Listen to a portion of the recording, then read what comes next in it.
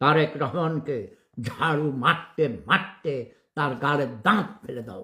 এই কুখ্যাত রাজাকার খুনি জিয়ার সন্তান খাম্বা তারেক এদেশ চালাইতে ব্যর্থ হয়েছে।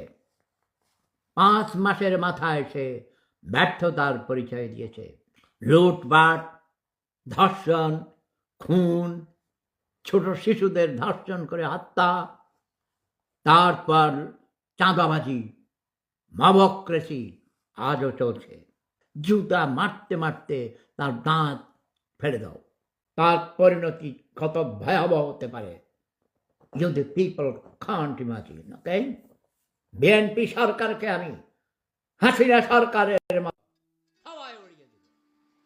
টেলিফোনের অত্যাচার নিষ্প্রয়োজনে টেলিফোন কেন করেছো? টেলিফোন জানতে চাইছি আপনি কেমন আছেন, আমি আপনার ভক্ত, আপনি ওই অসুস্থ শুনেছি আপনার, আবার বলে আপনি নাকি মরে গেছেন। আমি বললাম হ্যাঁ আমি মরে গেছি, আমি এখন জান্নাতুল ফেরদাউস থেকে বলছি। ভাই কি কাজ হবে, অশিক্ষিত মূর্খ ছোট লোক গরিবদেরকে নিয়ে আমার ভীষণ সমস্যা।